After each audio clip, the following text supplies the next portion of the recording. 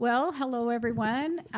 Welcome to the Saving Santa Clara podcast, and we're really excited. We're starting our interviews now, and we're excited for you to start hearing from some of the people in town, some of the older people in town, and some of the newer people in town.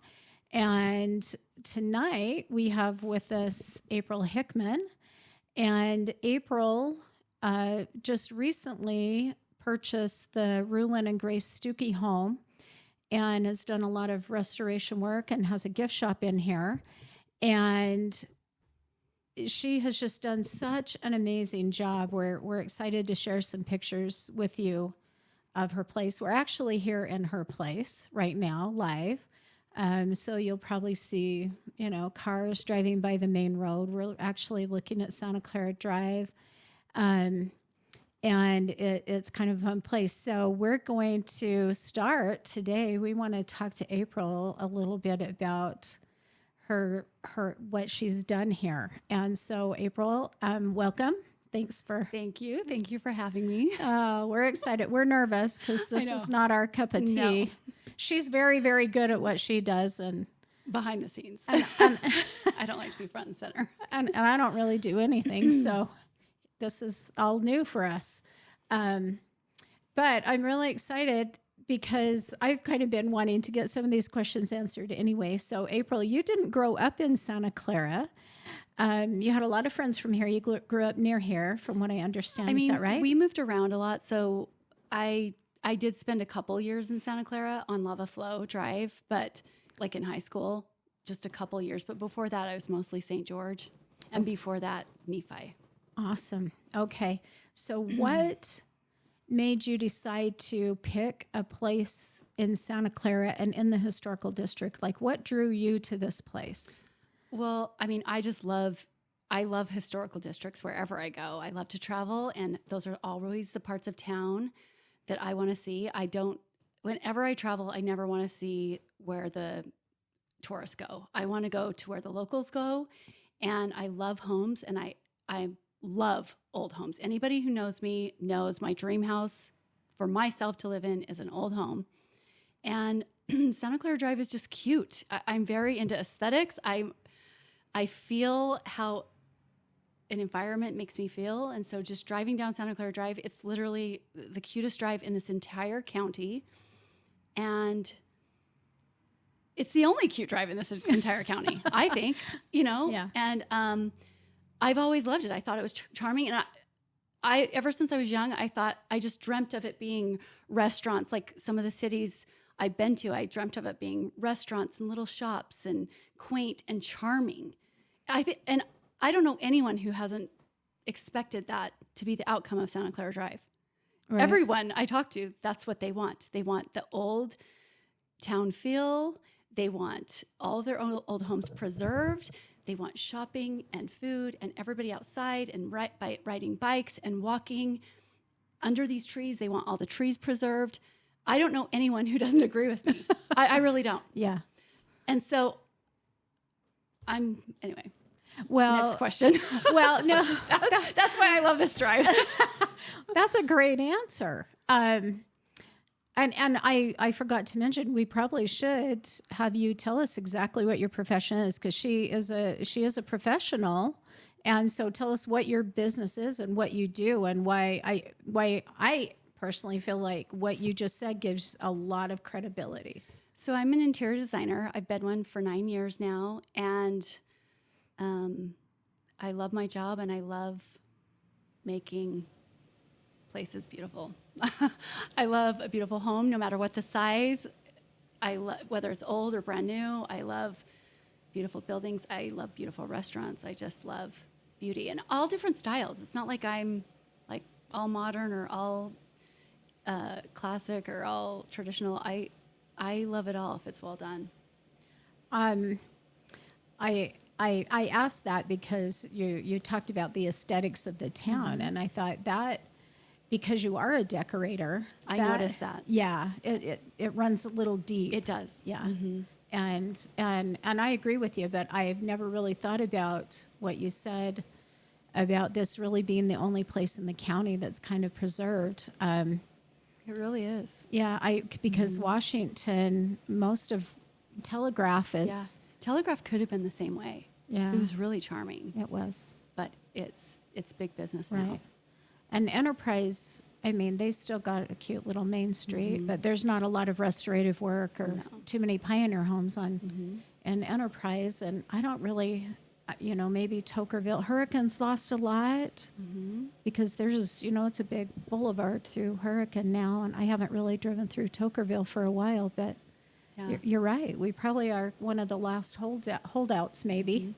I think so. And so many people love this drive. I didn't even realize it until I opened the store. But someone came in today, and they're always from Salt Lake or even California. All the new people in Kanta, they love this street. They want to spend time here. They want to be on the street. They want to ride their bikes on the street. They want to shop. They love it. They'll pick my store to come shop at just because it's on a cute street. And it's a cute old house. Rather than go to a more commercial area. Interesting. And have you noticed since you've been here? Well, maybe I better ask that first. How long have you been here in this Only store? since April. Okay. So I moved in. We moved in February, and we opened the store in April. Okay. So just a few short months. Have you noticed a lot of walking, riding, bike riding, a lot of people on the streets? Yes. And is there a historical plaque in front of this home? No. There's not one here yet. I thought I saw one, but I can't remember where they're all at. We obviously need to get one. I would love that. Yeah. But have you seen, as you've driven up and down the street, because now you're driving through the historical district to come to work, have you ever noticed anybody stopping and looking at the plaques or taking pictures of the homes? I've never noticed that, but I've done that before. So I know people do it because I did that 10 years ago before this was ever even An option for me. Yeah. I say that because the other day I was driving down, and this was on 2 different occasions, driving down the street, I noticed Uncle and Auntie gift shop, which is my mother's. It's my great uncle's home that was restored. And I've noticed people just stopped and taking pictures and reading the plaques. And I see it at the Relief Society building a lot, people looking at the plaques. And so those are things I notice, a lot.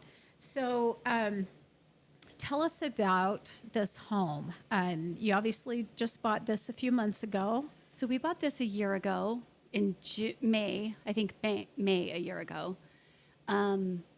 My cousin was the one that showed it to me. She noticed it first on the MLS and brought it to my attention, and we actually bought it with her. A long story, and then we ended up buying it, just Brian and I. And because I was working out of my home, and my business grew so much that I hired a team, and it was just getting too crazy working out of my home. I really needed a place to bring the design firm to. And then I'm just like, a store helps my firm. They feed off of each other. So it was just a win-win to do a store and have a place to be. So you've turned this, you do have home gifts in here. So these are things for the home. Yep. Really beautiful things for the home. It's really cute. But you also run your design out of here as well. So your design team comes here too. Yes. And how do they like it? Oh my gosh, they love it. We love it. This house has a good vibe. We love the vibe, but also all of my team members, they comment on the drive. They love driving to work. They think it's so relaxing, and they comment all the time on the trees. And if you live out in a regular development, where homes are popped up everywhere, you don't get drives like this. So anyway, they notice it and they love it. We love being here. Have you noticed, even with their work, do they feel a little calmer or anything at work? Have you noticed any levels like that? I mean, that's kind of out there. Absolutely. Absolutely. Yes. Yeah. I just, like you said, sometimes those things, you're on your way to work and you're calm before you get here, so you can start out a little, even though you're busy and there's stress. It's just really fun. It's just a fun place to be. All of it. We were here in the spring and when it was raining all the time, and it was so fun to be here with all these cute little windows and watching the rain come down. And I love this house. It's just a fun feeling. What was the process like for you to restore this home? Because it is in the historical district. There are certain guidelines. There's things that you couldn't just buy the house and start doing it. Everybody has to run things through the city and stuff. So do you remember any of the process of doing that? It's extremely challenging. It's extremely challenging and it's extremely expensive. We got it, we had our numbers of what we thought it was going to be, and then we get in and we find out the electrical in this home was old knob and tube wiring, which that won't make sense to anybody except for some men, older men, and anyone, old people. I don't know. Yeah. But I didn't know what it was. There was no panel. There was no electrical It was planner. like an extreme fire hazard. So we had to rewire the entire home, which was a huge expense. It was a lot of extra expenses as you start going, but it never bothered me. It took us to our limit financially, but it never bothered me because I love old homes so much. Mm-hmm. I've heard people tell me my entire life, you don't want an old house, 'cause it's just the problem. And I'm like, yes, I do. I do. I don't mind the problems. It's worth it. Mm-hmm. Everything beautiful and wonderful is hard. Yeah, that's true. Anything worth doing well is usually. Yes. Yeah. And so I couldn't be more proud to own this home. And of course, there were some fun things along the way and stuff, but I love how it turned out. And here we are. What were some of the fun things you found? The thing that comes to mind is one of the kids who grew up in this home. He came and I gave him a tour, and he just was telling me about every room, and he went into the dining room. He's like, oh my gosh, this ironing board, because I left it there. He's like, my mom would just stand here for hours and iron. He told me about, there's a little room downstairs that was the coal room, so there was a window that opened up and they just shoveled the coal in there, and his dad would keep his saddles in that coal, and then there was what did they call him? What did they put the coal in? The furnace or something? Their stove, their wood stove. Their probably. stove was down there in the furnace, and he also had an older brother that was killed in the war, and he told me about how they brought his body home, and the casket was here in the living room, and the two soldiers stood by him all night long. And at the time, the boy who was here, he was 5 years old, so he slept on the couch all night long with his brother and the two soldiers that stayed all night long standing by the casket. He was in tears. It was really incredible. Well, I learned last week I'm supposed to bring Kleenex with me, and I forgot it. Because those stories, I mentioned that on my first podcast, that it was Wayne Stucki. I said the name wrong. It was Wayne Stucki. No, it was Brent. Brent was the brother, the younger brother. Wayne is the one that passed away. Yes. So just clarify. Brent was the one that stopped by. Yeah, Brent stopped and would have been 5 when his brother had died. And that was cool. It was cool that he was so proud and happy that I didn't change a lot of things. It still resembled his home, and he was so happy. And we had another family, and I'm not sure what their connection was at our grand opening. They stopped by. They brought their entire family, and they went through the entire house, went downstairs. They took pictures of everything, and the smiles on their face.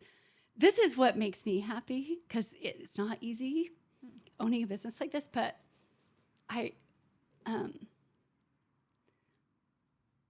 it's cool to make people happy like that.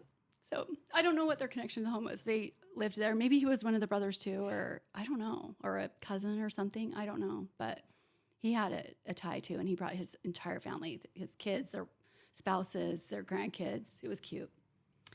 And my thought here is you brought joy, and joy is a lot deeper than happiness. Yeah, and memories. We don't want to just wipe everything away from the street. You know what I mean? I don't know.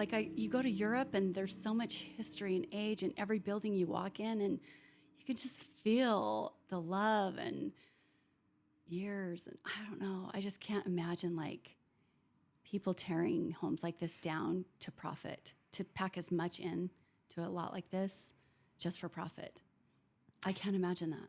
That blows my mind. Because the truth is now and we're going to talk a little bit about the project that has been proposed right next to you. But the truth is as tiny, so to speak, as this house is on the lot, you could have Oh yeah. built some townhomes or an apartment or a duplex or something in the back just to make more money, right? Absolutely. Yes. And it probably would have been fine because And I never considered it. yeah. It's never been on our docket. Yeah, and I have a lot of respect for that because, like I said, maybe those of us that grew up here or have really deep roots here, we're, what you did was exactly what we wanted. Like you did exactly what we would have done had we been able to do it. Yeah, but the funny thing, Denise, it's not just you guys that have deep roots. Since the store's been opened, like I said, people who didn't grow up here, Californians, people from Philadelphia, people who live in Kayenta that have moved there or have a second home or a third home there from all across the country, they love this street and they want stores like this and they want people, renovating these homes. They want that too. Right. Which is, of course, the homegrown Santa Clara wants that. Of Right. course. I mean, I would think, of course. Right. But it's everybody. It's amazing, isn't it? It is amazing. And I think that's like for me when we had the big building, the 35,000 square foot building on Gates Lane, and we were aware it was coming up on the docket at the city, and we knew there were thousands of people that felt the way we do, that didn't just live here, like you said, that really cared because it is a peaceful drive and it does feel like Mayberry, so to speak, like a little step back in time. Yes.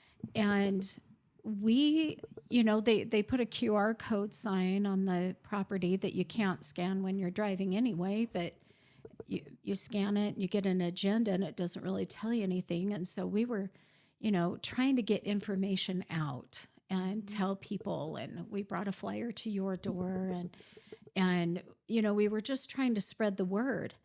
And I think that may have gotten misunderstood by some people, thinking that, we were, forming a mob or something like that. But the truth was we know that there are thousands of people that feel the way I do, that feel the way you do, and just want to preserve and protect this. And we wanted to get the word out. And the best way we knew how was to, we start a podcast. We try to share on social media. We took flyers around, trying to get the word out. And I don't know how else you do it other than that in this day and age. The funny thing is it's because of owning this home, everyone's asked me, what's going to go in next door? And what do you think is going to go in? Or has anyone bought that piece of property? And I never was concerned with it. I literally was so naive to think, I just thought somebody's going to do something really cool with that piece of property. I never felt like I had to be in the know and know what's going on and all up in everybody's business, because I thought, because of what everyone's told me, what they want for Santa Clara Drive, I thought someone is going to buy that piece and it's going to be cool, whatever they do. Right. I really thought that.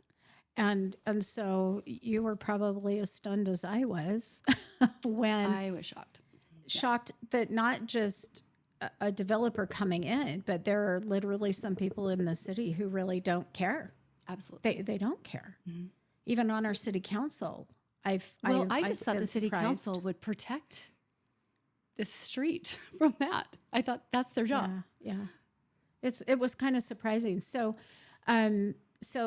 with that little bit of a lead-in, I want to explain a little bit about what's going on. I talked about it on my last podcast. So if you didn't listen to that, you can go listen. It's a little bit of information on there. But right here next door to April, between April and the E.R. Fry home that was built in the 1800s, I believe. And I think I read today this house of Grace's they moved in 1930. I think They started building in 1929 and they moved in 1930. And so, and the E.R. Fry House, I think, was built in the 1800s. I'm not sure when any add-ons came. So you to give you an idea of the age of what's here, and then in between, there's a lot that's just a little less than half an acre, and the proposition came to the city the end of June to build a 2-story, 3,000 square foot office space, and then 4. They called them townhomes, but we learned in the city council meeting they called them apartments. They're long-term rentals, so it's not like individuals are buying them. It's just one owner that's, they're just apartment rentals. And the totals of them are, I mean, it's about 10,000 square feet of total square footage. Building space, total square footage.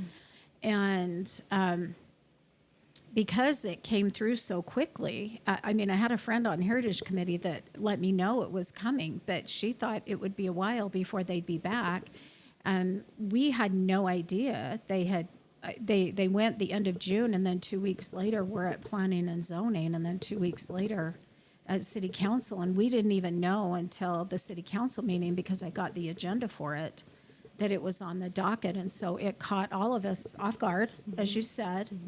And the interesting thing, the reason why that is significant, in my opinion, is because as I went through the guidelines, specifically the historical district guidelines, but and the codes and ordinances, it literally says that they need to contact their neighbors and work with their neighbors, and make sure people know. And I will say that on the 35,000 square foot building, Neil Walter reached out to I'm blocks away, and he reached out to me, and I know he went to several people, right, that even weren't really close, but Neil literally made an effort to let all of us know, which shows a lot of character and integrity, I should say, that he did that, and I'm very appreciative of that. Even though it's nothing we want, we're still friends. It's not I don't hate him or anything, but I have a lot of respect for that now, because this owner said nothing, and it directly impacts you. And so I would like you to now tell us maybe some of the takeaways you had from the city council meeting, or really how you feel like this is impacting you. I mean, it's not just 10,000 square feet. It's 27, 28 feet tall straight across, which is, a very large building. But tell us your concerns. Why are you concerned? So the lot is exactly the same size as my lot. So anyone driving by, you can see where my back block wall that backs up to your house actually is, and that's the property line for the lot next door too. And they have that a 3,000 square foot commercial building that will have 2 businesses in it, and then 4 townhomes. The problem is the design of these, because there are certain requirements for parking for your business, and then there's certain requirements for parking for the townhomes. And supposedly this person met all of those requirements, and that's how they got it passed through. But to meet those requirements on that small piece of lot, to build something so ginormous on that small of a lot, they had to, these townhomes or apartments, they do not have a back patio. They do not have a concrete pad in front of their garage. And so those 2 things right there, if you know apartment renting, they're good size. They're 1,400 square foot each. They're 3 bedrooms. So most of these people are going to have 2 or 3 cars. They could have teenagers, kids, you know what I mean? They're going to be families. They're 3 bedrooms. And anyone knows, living in an apartment of that size with a 2-car garage, you use at least half your garage or the full garage for storage, because where else are you going to put your bikes, your camping gear, your strollers? Where else? So most apartment tenants use their garage for storage.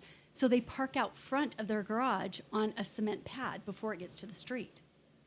Well, the way this is set up is that's the driveway for the business to get back to the parking lot. It's the street. It's the street. Yeah. So they can't park their cars in front of their garage. So if their garage gets full of any of those things, they have to park out on the street. Okay, so that's one of the problems. The other problem is on the site plan, where are their trash cans, the big gray ones? There's no place for those. They can't park them on that driveway. It's a two-way driveway to get to the parking lot in the back, so there's no place for their trash cans. There's no front, there's a little front patio that has their barbecue hookups, so they're going to be barbecuing out front by their front door. They're going to be storing their kids' bikes out front because that's the only place. They can't store it in the back because there's no back patio, and that's the driveway to the parking lot for the business. So now it's going to, the second anyone moves into those, it's going to look trashy. The second they move in, because people have stuff. They have to put, I mean, these are going to be young families with strollers and bikes, and where are they going to put their stuff? Right. Where are they going to put the trash can out front too, by their front door? Their big gray trash can? Right. Does that go out front too? And the front of their homes face me, and the garage faces the other cute house. I don't know who owns it. On the other side. On the other side. So then who's going to rent that business? Who's going to want to put their business in there when their patrons have to park in the back and walk in front of all of these apartments with all of their barbecues and bikes and stuff out front? It's just designed to not be tidy. Like, townhomes are going up everywhere in this county, and I haven't seen very many as poorly designed as that, or as jam-packed on a lot like that. I haven't seen very many. Yeah.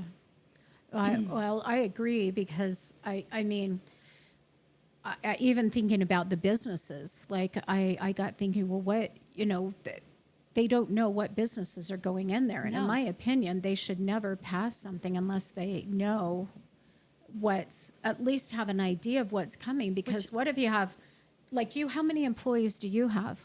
The store has 3 employees, and I have 5 or 6.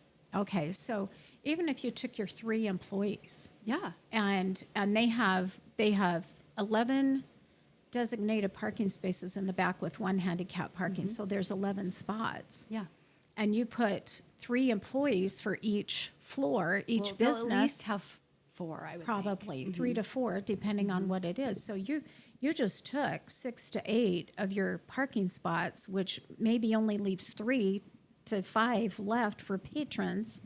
But if your rental people can't park in their garage, then they're going to be parking in the back, which means there's nobody there. And you said, well, they're 3-bedroom apartments. They'll probably have kids and 2 cars. But what if they don't have kids, but they can't afford the rent, which is what I'm hearing is happening a lot. On the Heights especially, but I've heard several people say they can't afford the rent, and so they're renting out a bedroom. Yeah. So they rent a bedroom out, 1 or 2 of their bedrooms out, which means then you got 4 cars, yes, instead of 2. And I do want to tell you that the code and the law, when I looked that up, it says that, I'll just read it to you here. It says each short-term residential rental property shall have 1 parking space for every bedroom, with a minimum of 2. And so they technically should have had 3, yes, but they did the bare minimum. Yeah, the bare minimum. Yeah, even a normal townhome, like I said, like Black Hawk or Tuscany, they have 2-car garage, so they have the bare minimum, but they have that cement pad out front, which makes all the difference because they can park cars there and not be in the street. But even in those developments, those 2 developments, that other street is lined with cars because a lot of these people have work trucks and trailers, and so I would love it if someone would go drive by those 2 developments and see the amount of cars at night and where all of the tenants are parking. Well, or a visitor, because I've noticed a lot of them will actually park in front of their house, which I mean, a car can still get by, but it's not two-way, which they can get away with in some of those a little bit if somebody's just there for an hour or two. But they can't get away with that over here because it's the driveway. For the business, it's for people to get, well, not just the business, but you can't, if somebody parks, you're parking in front of their garage and you can't get in and you can't get out. Yeah. So there's no parking. So immediately just with that development next door to me, the streets of Santa Clara will be packed with cars. It will wrap around this block. Right. And they'll be there solid, consistent. Yeah. Just cars Yeah. everywhere.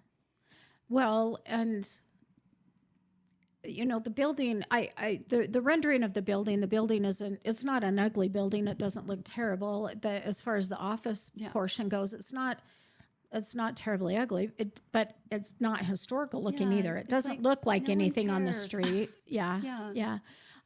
The thing that's so interesting to me is how much you cared. Like, you really cared about what you were doing. You really cared about an old home. You really cared about preservation. And I think that's been part of the problem we've had, for the years we've been fighting everything that, is coming through. It just feels like it's a developer who just wants to make some more money. And instead of somebody who loves a historical district and would say, oh, what could I put here that blended in with the history or brought history alive or was a give back to this town? Yeah. And I think that's why people get such a bad taste in their mouth with developers. It's because it feels like they're just coming to make their money. Yeah. And the funny thing is I don't blame the developer. I blame our city council. Why aren't they standing up for the city? It's a good point. They are residents. They should care. You know what I mean? Right. There's plenty of places to develop like that is not a historical district. Right. You know what I mean? That's who I blame. Well, and it went through two committees to even get to city council. And the Heritage Committee, again, they had all these guidelines, but, the parking and the garbage cans and that's planning and zoning. That's not Heritage And I Committee. don't think they even paid attention to that. That's why I sent an email to the city council because I'm like, did you guys even think about that? Right. Where are these people going to put their storage? Where are they going to put their bikes and their camping gear? And where are the trash cans going? And is that what we want? Is people barbecuing out front? Right. Right. There's no back patio. There's nowhere to have a private, let your kid spot to play or let your kid play or barbecue or whatever. It's just it is that development is just to get as much packed on that lot as they possibly can. And then what's going to happen? This is another thing because I'm all into aesthetics and how things look. Then what am I going to do when they're using all my parking? And I've got their parking over here, and then there's conflict, and I don't want to have conflict. I don't have time for conflict, you know? So then I build a block wall, and then I put a metal gate up at the front of my drive. I don't want that. It looks ugly. And then it looks ugly on Santa Clara Drive. I don't want a metal gate and a metal chain and no parking signs everywhere and a big block wall. And a big block wall, Which is also interesting. But if I'm going to have 5 work trucks and people's third cars over here, I'm going to have to. Right. I'm going to be forced to. Right. Well, the interesting thing was they didn't even have any walls designed for this building. There's no back wall. There's no side wall. Well, why would they want a wall? They want to use the lot behind them to park and my lot to park. And that lot behind them if anyone has even paid attention to parking, that's what they want. But I don't know if they even care or have thought about parking. Well, based on my conversation, I know that they really don't care. When we were in the hall. And again, I don't blame the developer for not caring. Mm-hmm. But why doesn't our city council care? Yeah. I'm just blown away. I didn't think I had to be all up in this. I just thought our city council will protect us. Protect this beautiful street. They're the ones that grew up here. I didn't even grow up here. Right. I'm looking at all of them going, I thought you guys loved this place. Yeah. I really... Yeah. Well, and they told us, they said, oh, we love the historical district and we want to protect it too. And I'm like, I'm kind of the same way. I'm like, I get, maybe we have different ideas of protection, but they did receive a lot of letters. Yeah. They got a lot of emails because we're not allowed to It didn't speak. feel like protection. No. At that meeting. No. No, it felt like, let's get this through. And why do you, well, and I'm asking that because when you said it feels like, why did you get this through? Or that they were trying to hurry and pass it was because they had plenty of opportunity to either hear the voices of the community. Mm-hmm. Well, or table it. They could have tabled it, or I mean, you know, and here's just a few reasons, and you were listening to the same thing I was. But it says in the codes and the ordinances that the main living space has to be 700 square feet, and their main living space is 500. Yeah, they just ignored that. Well, they found another code that said something similar, but and I have to tell you, it's really, really hard to hear what they're saying. Their microphones do not work, and they turn and talk to each other, and so you can't hear. And so they had a discussion about a different code that said something, and we couldn't hear what it was or what the code was. I've gone back to listen to try to find the code because I was so confused. But as the discussion ensued, all of a sudden it went from main living space, which is, you know, your living room, kitchen, dining room, you know, the main living space on your main floor.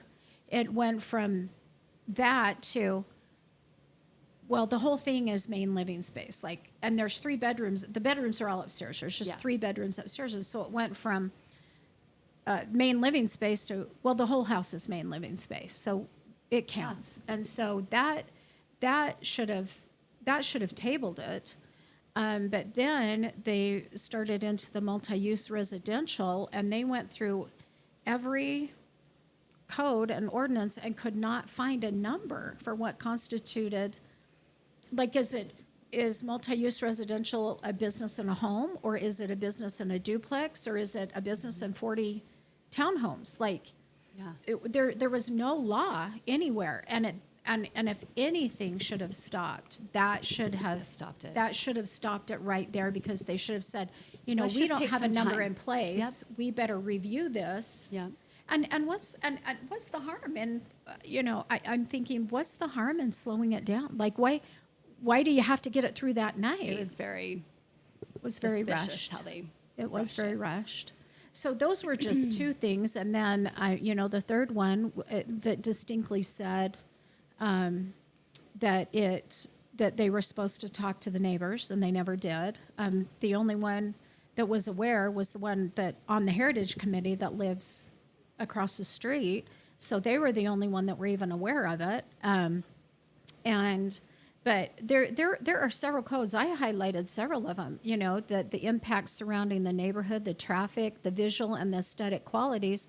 That if it doesn't meet those criteria, the way it's impacting the surrounding people, then that should have tabled it. Yes.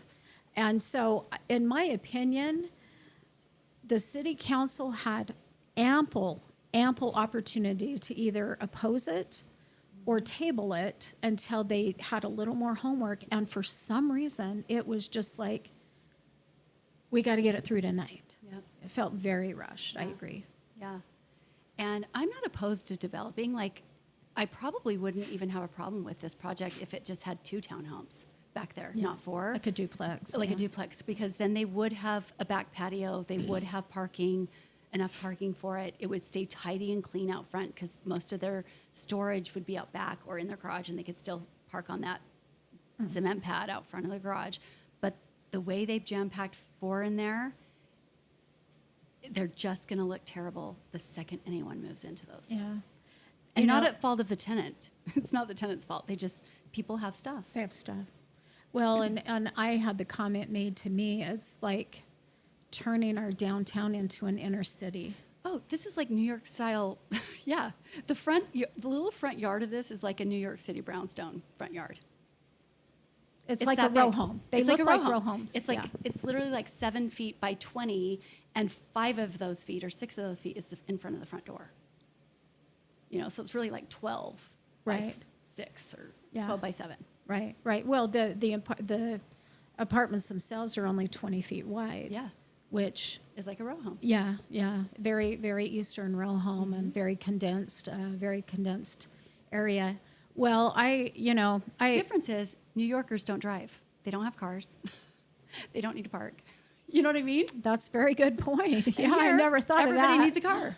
Everyone needs a car. Or two, because you got to have a 3. car and a truck because you Yeah. got to go to the lake or the mountain. I'm saying or- everyone in the home needs a car. The teenager needs a car. The mom, you know. Well, because if they're working and Yeah. they're not, if they can't walk to work, Yes. then or take a subway, Yeah. then yeah, I agree. That's something I had never thought And of. so I just wonder, like, did the Heritage Committee, do they even look at that, or were they just looking at the style of it? Like, oh, it's cute. Yeah, You know, the architect did a good job. It's cute. And is that what passed them through? The colors and the style? Did they look at the floor plan? Did they think where the trash was going to go, where the barbecue was going to go? I mean, it's listed right on that site plan where the barbecue hookups are, right out front yard. Did they think, where are these people going to park their bikes and camping gear and strollers? yeah, Can they see the difference between these apartments and a regular townhome that has the cement pad, has a back patio, right, and has a bigger front yard? right. I don't know if the Heritage Committee even paid attention to that.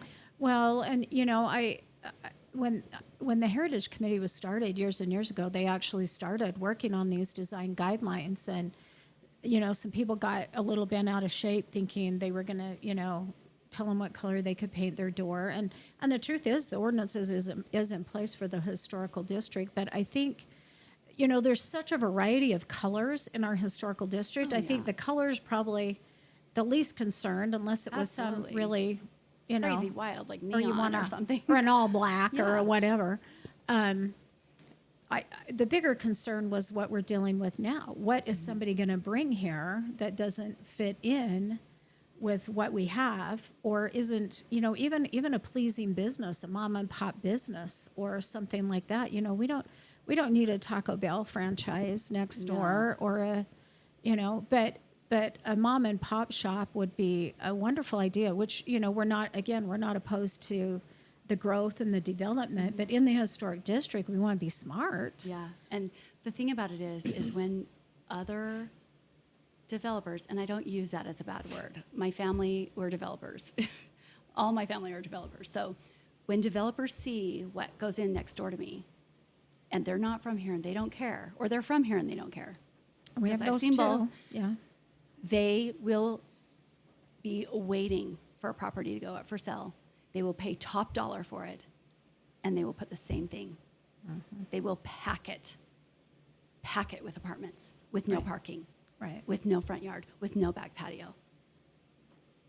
For just for money, it ends up so- being a money issue, doesn't it? Really? Well, they'll just see if they can do it. Why won't we? And then Yeah. it'll just continue down the street. I've talked for years to the city council about the Pandora's box. If you pass this, you open the Pandora's box, and you can't put the lid back on. And it's going to happen fast because my husband's in real estate. All we talk about is the growth in St. George and how it is the new hotspot. Utah's the hotspot in the entire country. So Utah's the hotspot. St. George is going to grow. So no one minds buying property here. And they're going to do that next door. So it just when you said that, it made me think of something really interesting.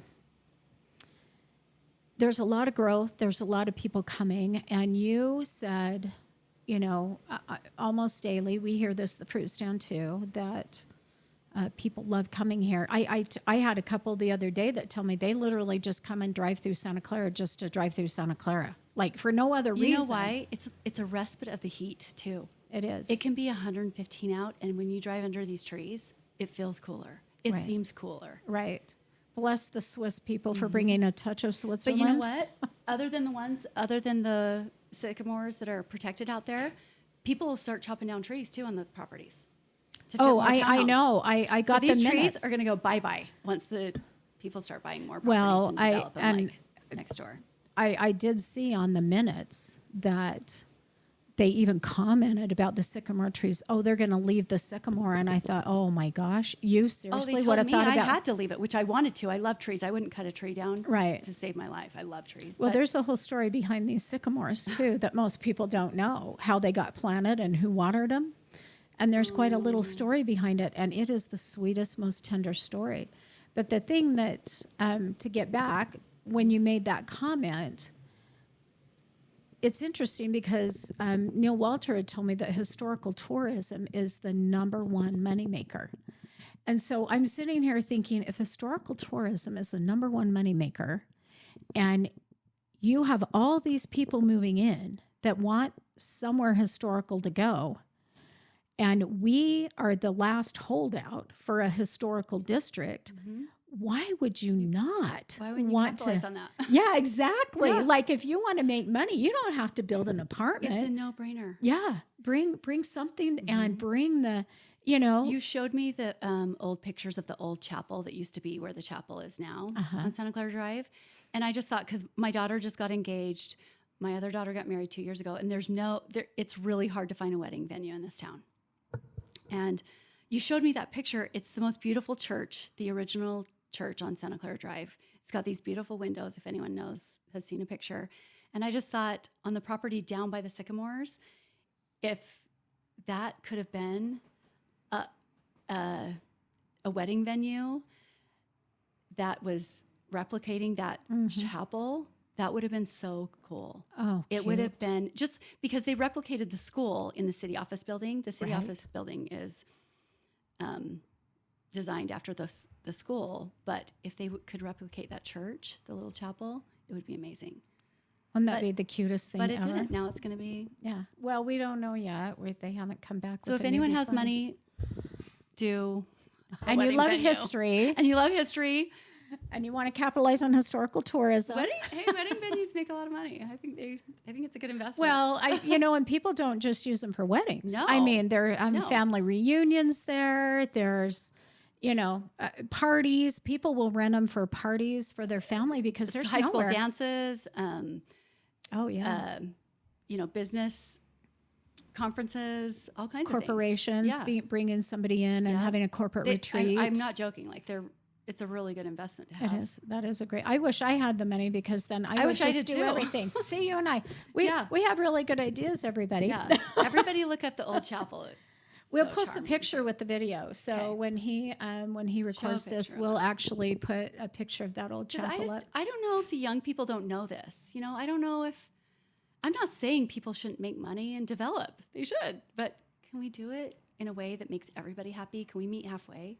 Right. Can we meet halfway? Can we only have 2 townhomes instead of 4 so they're tidy and nice and have places to store stuff and Right. place to park? Can we, take a little consideration into the building that we're building if it's new and put a little old charm in it, Right. Maybe study up some of the houses and the architecture on the street and see if we can incorporate a little bit of that, Well, you're going to be working with me on that. We've been going Yes. through pictures and homes, and we're going to pull some of that together, I think. And and even saying that, right now we're outnumbered on the Heights. They're outnumbered 3-1 on how many townhomes versus homes are there. And Santa Clara used to just be a bedroom community. It's just where it was just all families. And you talk about tidiness and taking care of things when you own it, like even on the townhomes, you can even tell some of the townhomes when somebody owns it versus somebody that's renting it, because they'll fix it up, they'll add things to it, put a yard in, they take a little bit better care of it when they own it. And so having a home or a business with a home, or that somebody can own it, just it makes it better. It makes it, and they're more invested in the community too. Like They are. when you have a renter, they're not going to come and volunteer at Swiss Days. They're probably here for a year and gone, and people are in and out. Absolutely. And so that's the other thing is, when you're trying to get volunteers or people to help at the school, or people that, you're more apt to get people that are here and committed to be here. So yeah, those are you have made some really, really awesome points today, April. And from the bottom of my heart, I am your back door neighbor. Mm-hmm. And, for me, it was terrifying when I heard the lot had sold and I didn't know to who, and you're like, what are they going to do? And the backyard was a mess. It was just overgrowth and weeds and, of this home that I bought. Yeah, on this home, the backyard was just a big mess. But there's some gigantic trees back there that are, that are lovely. And so, we could hear the construction crews and we could hear things going and we could hear trucks. Like sometimes we'd hear stuff and not know, I have a look over the fence. What in the heck's going on today? And, they cleaned out the yard, but they left all the trees. Like when you started cleaning out, I was like, are they going to chop all those trees down? Or, and it's smart for you because you have shaded parking. Yeah. But I love trees. It just softens everything. It really did. But, for me, I am so grateful. Like, it meant so much to see what you've done and to know that you cared. And that you had the vision we have, so to speak, even though we hadn't even talked. Yeah. Like, I didn't know who it was or what. I really didn't know anything going on for a while. And then when I heard and they're like, oh, it's April. And I'm like, oh, I know April, So I'm like, oh, that'll be great. She's awesome, And so it was a while before I even tootled over here, to really see what was going on. Well, you're not the only one. I got a couple of phone calls and texts of people saying, I'm so happy you're not demoing that house down. But I think a lot of people thought it would just be demoed down or I would just rent it out again as a rental or something. But so I know you're not the only one. So that's what I'm wondering. I'm like, where are the people who love Santa Clara Drive? Where are they? We've got to get together. We've got to start speaking out. We can't just ignore. I was naive. I was oblivious. I didn't think in a million years something would go next door that I would disapprove of. Right. I didn't think I would disapprove of it. I thought it'll be great. They'll want to make Santa Clara better. It'll be good. It might not be my style, but it'll still be an asset. But this is not an asset. Right. I'm telling you, it's going to be the beginning of showing people what they can put on a piece of property, how much they can pack in. And it will end up making the street look trashy. Right. Because if they do end up selling with an old home or something, a lot of these homes are still being passed down through family members. Like up the street, I know Grant Hafen's house. He's got it would probably be Grant's great grandson that has bought the home and he's fixing it up and he's painted it. He's just, he's doing the same thing. It's looking great. Mm-hmm. And, it's brick, but he's painted it and, so it looks a little more modern, so to speak, but they're taking care of it. And so I'm glad to see that some of them are staying in families or at least with people that care, because like you said, if this goes through and they buy this property and everybody knows that the property right now is so overvalued, is so out of price range that you have to build something astronomical to pay for even just the property alone. Yeah. That, they'll say, well, they built that. I'll push my old house over and do it, Oh, absolutely. Fortunately, being in the historical district and knowing that any home over 50 years is historical. And they can't do that? It gives you a little leverage, at least, because it's, I haven't looked up the federal law yet. I just know that federally, that any home over 50 years is considered historical, which is dating us because now we're pushing the 70s. Yeah. Like those Brady Bunch houses are now becoming historical. So I don't know, kind of fun. But, you made a great comment, and I will tell you what you just said. The call to action is probably the best thing we could probably end with right now. And April said, if you love Santa Clara, you love the history, please contact us, get with us, reach out, and let's come together. We want to We want to know, you know, if you've got great ideas for the town, we want to know, because we are trying to move the historical guidelines from pirate laws to an actual code and an ordinance, so we don't have to go through this anymore. Yes. And so we need their ideas. We need their input. And we need to know where's a happy medium. You know what I mean? Right. So, yeah, we need their ideas. We Bring need their bring help. your ideas. Call us if you're in support of it. Please let us know. Share the videos, like the videos, rate the videos. I am not a social media guru. I can barely put a post up on social media.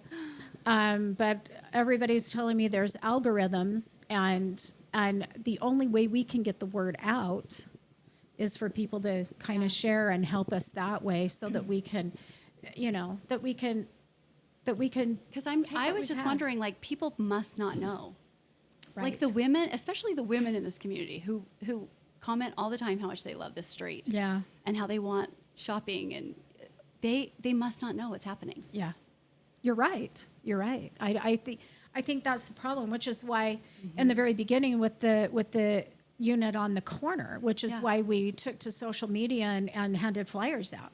We just wanted to say, here's what's coming. We want you to know what's coming. And if you care, please reach out to our city council. Please, you know, please let people know. Yeah, because right now, with the laws being how they are, once people find out, it's too late. It's passed Right. through. So we need to get these laws changed so people don't have to know everything that's going on. They just know that it's And they can trust that the right thing will be done in their and they community. can trust the right thing will be done. But everyone I've talked to, they're upset of several businesses that have gone up, Right. in the last couple of years. Yeah. Yeah. Well, I don't want to name them, but I'm just saying, like, a lot of people are upset. Yeah, there's and that's really probably one more point, is that a lot of people have gone in and They have. and voiced and sent emails. I would care to venture the city council probably got hundreds and hundreds of emails with the corner unit, because we had advertised, but it was also the big development up on the Heights, and there was a lot of people there from the Heights and from there. And I know I had seen on the minutes pages and pages of signatures from people from the Heights that were opposed to that particular thing. And again, it baffles me that if we have city council members that are voted in to be the voice of their constituents, that these are the people we come to and say, this is how we'd like you to vote. And there's hundreds, and if not 1,000 or more, like there's hundreds of people, and you don't vote the way your people want, then what's the going point? on? Yeah. And is there an ulterior motive? Is it just your personal preference and you don't care what the people think, or what? Kind of seems like it. Yeah. I don't know. It doesn't make sense to me. Right. Well, I appreciate all visiting with us and sharing your thoughts and all the good you've done, and hopefully we'll get people to reach out to us and talk to us and see what we can do, and if we have any chance of stopping what happens, we're hoping for that. If we can get the word out, we'd like to see something else there if there's any way possible at this point, right? Yeah. Okay. Yeah. Well, thanks. Thank you. Thanks again. It's been really fun.